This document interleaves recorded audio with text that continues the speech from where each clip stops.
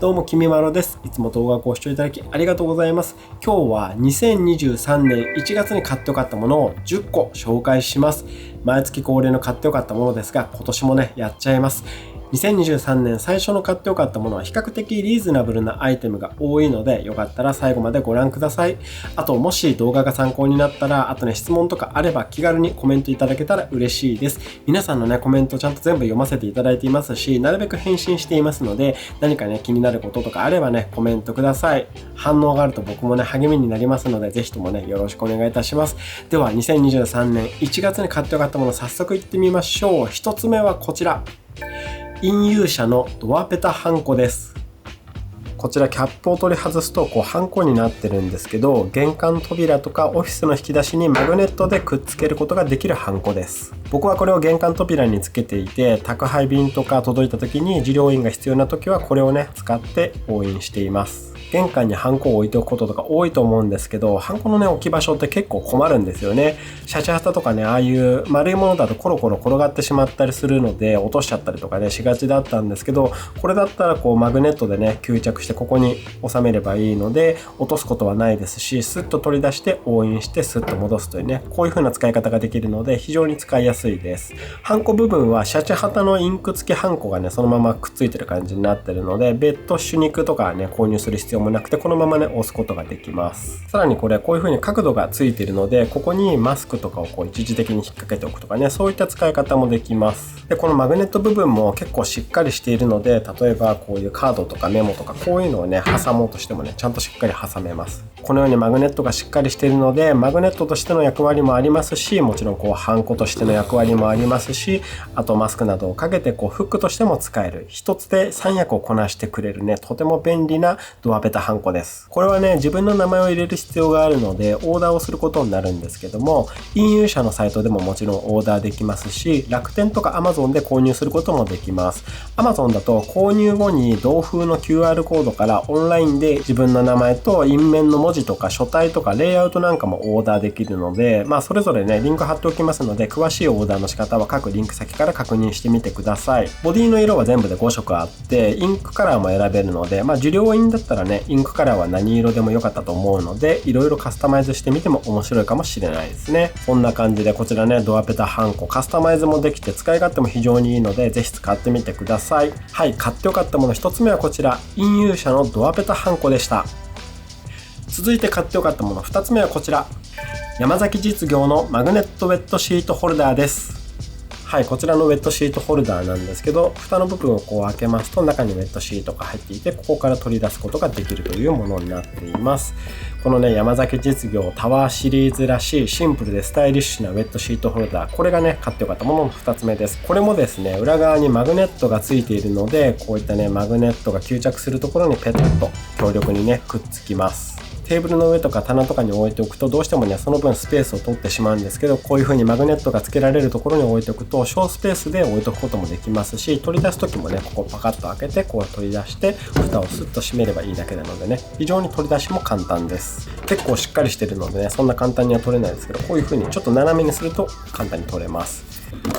でこういったウェットシートとかってやっぱりねこのまま部屋とかに置いとくとねどうしても生活感が出ちゃうと思うので、こういう風なね箱に入れておくとすごいね生活感が出なくてね、これを置いといたらねウェットティッシュ置いてあるって感じしないですよね。そういったね生活感が出てしまいそうなものをこういう風にスタイリッシュにね置いとくっていうのがね、山崎実業さんこういうところねいつも叶えてくれますよね。部屋に置いとくと生活感が出ちゃうものっていろいろありますよね。ティッシュの箱とかクイックルワイパーとかシャンプーとかいろいろあると思うんですけど、こういったものをスタイリッシュにカバーできる商品をね山崎実業のタワーシリーズはたくさん揃えてくれているんですが、このねウェットシートのカバーもねちゃんと山崎実業タワーシリーズには用意されていました。こんな感じで蓋を開けたウェットティッシュをそのまま入れておけば、このシリコン製の蓋を開けて1枚ずつ取り出すことができます。蓋もねシリコンの蓋なのでしっかりね密閉されてねウェットシートが乾くなんてこともないです。久しぶりにウェットシートを使おうと思って開けにくいセロハンの蓋を爪でかきながらピーッと開けてね、それでいざ使おうと思ったらウェットシート全部カラッカラになってしまっていた、そんな方ねいらっしゃるんじゃないでしょうか。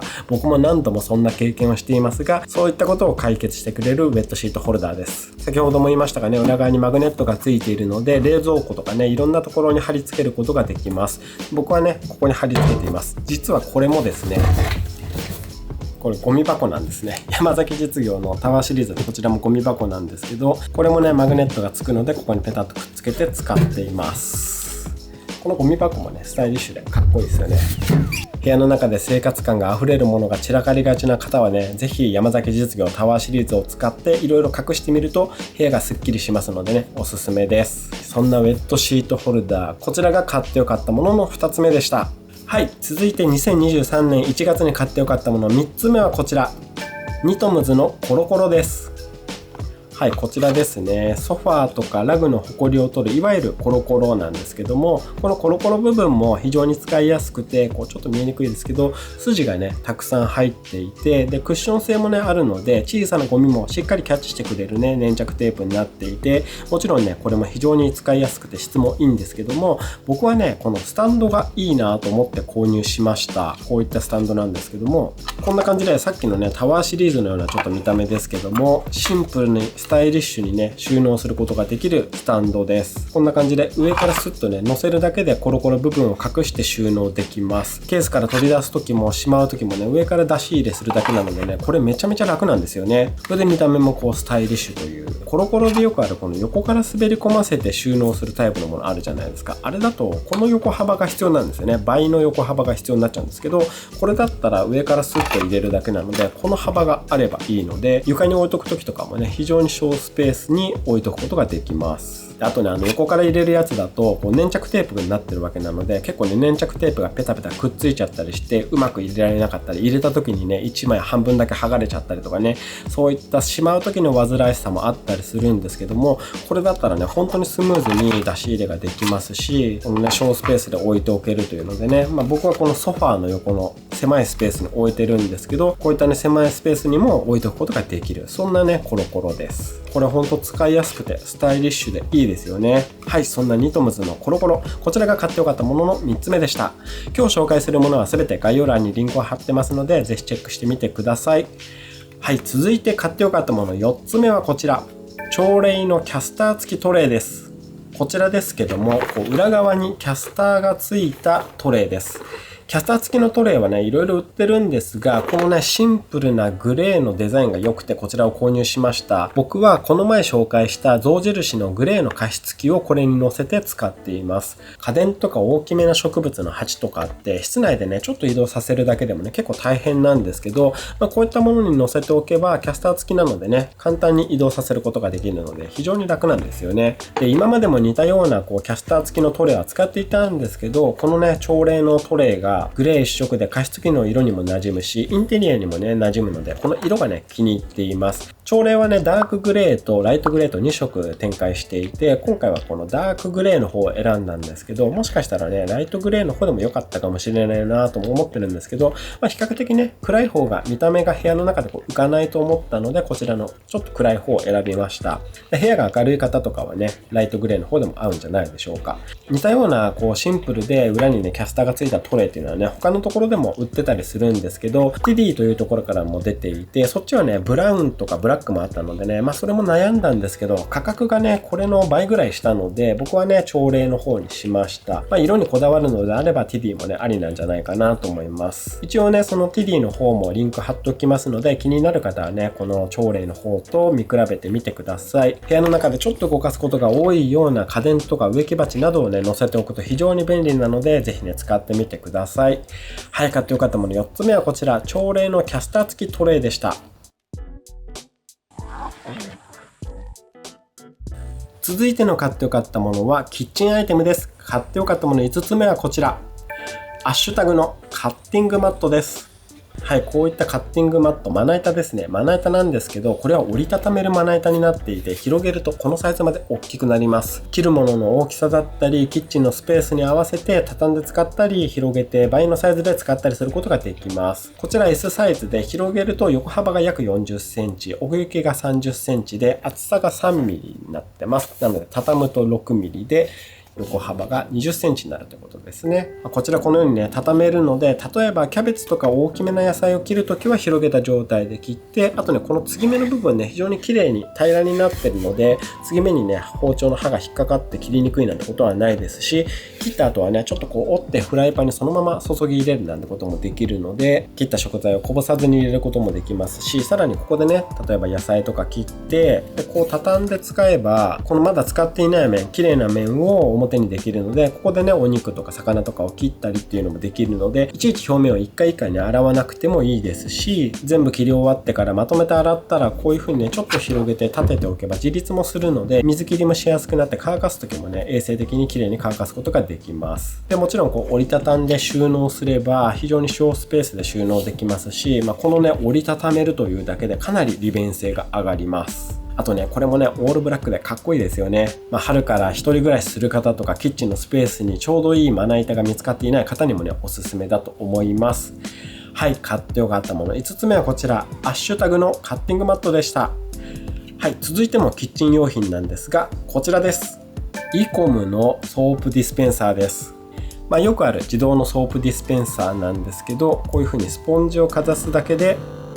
食器用洗剤を出してくれるソープディスペンサーです。前まで食器用洗剤はポンプ式のものを使っていたんですが、やっぱりね食器洗いしていて手が濡れている時に自動で洗剤が出てくれるっていうのはね便利でいいですよね。で液量は今のが4段階目とかにしてると思うんですけど、全部で5段階変えられて常にね同じ量の適量を出してくれるので、使いすぎにもならないっていうところもねいいですよね。スタイリッシュなソープディスペンサーなので、これもねキッチンに置いた時のね見栄えもいいですよね。はい、これがね買ってよかったもの5つ目なんですが、これはねよくある自動ディスペンサーなので紹介コメントはこんな感じでいいかなと思ってます。ただね僕は今までポンプ式を使っていたんですけど、やっぱりこの全自動にしたことで食器用ディスペンサーもねこちらの方がやっぱり使いやすかったなと思ったので紹介させていただきました。はい、そんなわけで買ってよかったもの6つ目はこちらの、読み方合ってんのかな、ワイコムのソープディスペンサーでした。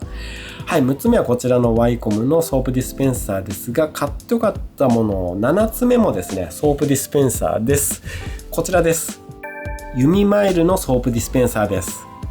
はい、こちらも自動ソープディスペンサーで、先ほどと見た目も似ていますが、こちらはきめ細かな泡状のハンドソープを出してくれるソープディスペンサーです。なので先ほどのは食器洗い用で、こちらはね手洗い用に使っています。これは反応も良くて、手をかざす高さによって泡の量を調整してくれます。このノズルに近いところに置けば少量しか出なくて、ノズルの遠いところに手をかざせばちょっと多めな量の泡を出してくれます。以前使っていたソープディスペンサーはね泡で出てくるものではなかったので、このようにねきめ細かな泡でちゃんと手を洗いたいなと思いまして、こういった泡状のソープが出てくる自動ソープディスペンサーが欲しかったんでこちらを購入したんですけど、非常にねやっぱこちらもいいですね。この方が手の雑菌もねよく落とせそうなので、こちらも買ってよかったものだと思っています。はい、こちらもソープディスペンサーでしたが、買ってよかったもの7つ目はこちらのユミマイルのソープディスペンサーでした。はい、ここまでは細かな生活用品が続きましたが、ここからはねガジェットを紹介させていただきます。買ってよかったもの8つ目はこちら、リコーの GR3X です。はい、こちらリコーのコンパクトデジカメ GR3X ですね。 GR3 というのもありますが、そちらはね焦点距離が 35mm 換算で 28mm なんですけども、こちらは焦点距離が換算で 40mm になってます。 GR3X です。久しぶりにねコンデジを買ってみたんですがね、これはやばい、めちゃめちゃいいです。電源ボタンを押せばすぐにシャッターを切ることができるというね、この速射性の高さ、それでいて写りも非常にいいというね、iPhone よりもちゃんと撮れて、ライカよりもラフに撮れるといった感じで、ストリートスナップがねすごい楽しくなります。購入してすぐに撮りに行った作例をいくつか見ていただきたいんですが、街に出て気軽に撮って加工もしていない取って出しの状態なんですけど、どうですか？結構いい雰囲気の写真が撮れてると思うんですよね。こんな感じの写真が気軽に撮れます。このコンパクトさで APS-C センサー内蔵なんですよね。僕が以前使っていた α6600 と同じね APS-C のセンサーが入っちゃってます。でセンサーサイズが大きいので非常に画質もいいですし、ボケ感も非常に綺麗に出ますし、起動も速くてスナップモードも充実しているので、さっと取り出して目の前のシーンをすぐに撮るというね、そういったことができます。このね撮りたいと思ってからシャッターを切るまでのスピード感って結構重要なんですけど、それがねめちゃめちゃ速いのがまた嬉しいところなんですよね。僕は普段ストリートスナップを撮るときはライカをよく使っているんですけども、ライカはねこう息を吸ってさあ撮るぞという風に構えて撮る感じがやっぱりあって、それはそれでねとてもいい体験なんですけど、これはねライカにはないカジュアルに撮るというかね、サクサクと撮っていくというようなスナップの楽しさがあります。あとねこれマクロもすごい綺麗に撮れるので、めちゃめちゃ近いところからこうねマクロで撮影することもできます。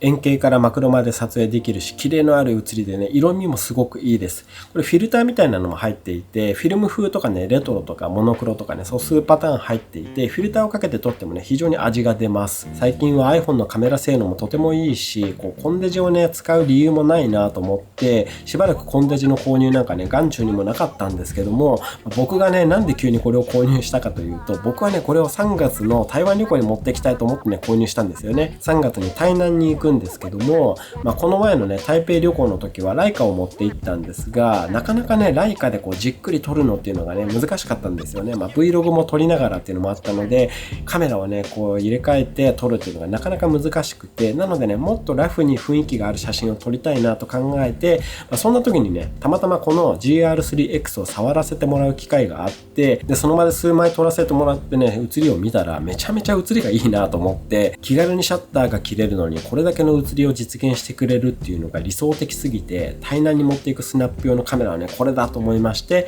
こちらをね即購入しました。冒頭に言っていた一つ前の機種の GR3 というね X がついていないモデルもあるんですけど、そちらはね焦点距離が 35mm 換算で 28mm ということで、こちらは 40mm なので 28mm だとねその分画角がこう広くなるんですよね。広角になるので、風景とか撮るにはねもしかしたらそれもいいのかもしれないんですが、僕はねこの 40mm の画角がね一番好きなんですよね。インスタに載せてる写真とかツアイスのバティス 40mm で撮った写真が今までも多かったんですけど、この 40mm ってね非常に使いやすいんですよ。40mm だとね画角が狭まるので、写真のこれを撮りたいという主題になるものを、被写体の主題になるものを絞り込むようにね撮ることができるので、その写真で何を収めようとしてるかっていうのが結構ね明確になるので、そういったねストリートスナップとかポートレートとか撮るときにはね結構 40mm って好まれると思うんですけど、僕もねその 40mm という焦点距離が決め手になってこちらの GR3X を選びました。これ本当にいいです。もうインスタに何枚かこれで撮った写真を上げていますが、これからもねインスタとかで GR3X で撮った写真を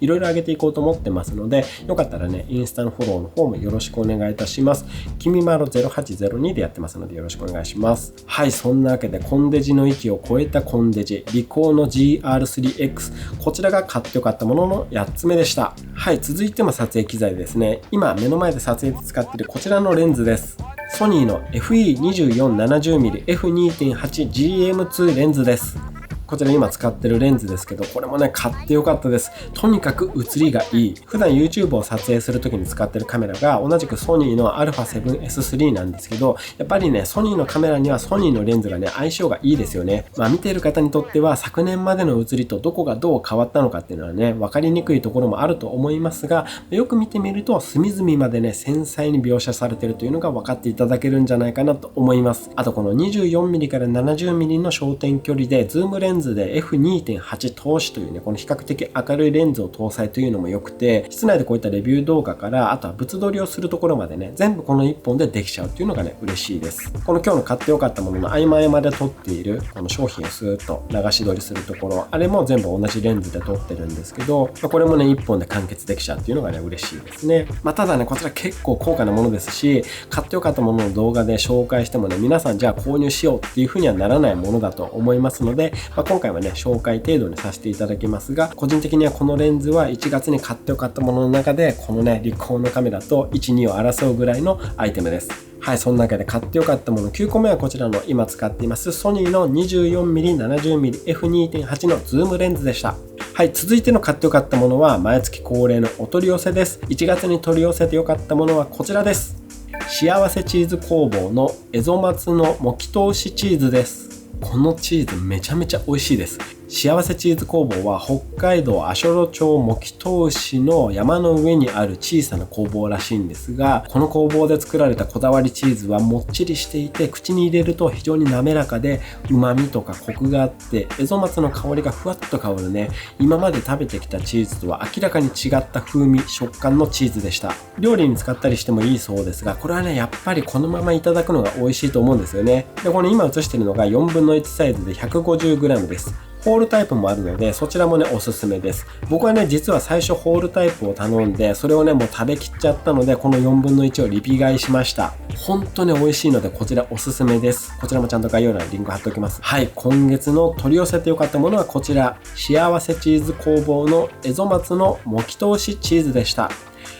はい、今月の買ってよかったものは以上です。2023年もね、いろいろ買って試して紹介していきますので、よろしければチャンネル登録をよろしくお願いいたします。あとベルマークも押していただけたら嬉しいです。もしこの動画が良かったと思った方は、ぜひグッドボタンもよろしくお願いいたします。本日も動画をご視聴いただきありがとうございました。ではまた次の動画でお会いしましょう。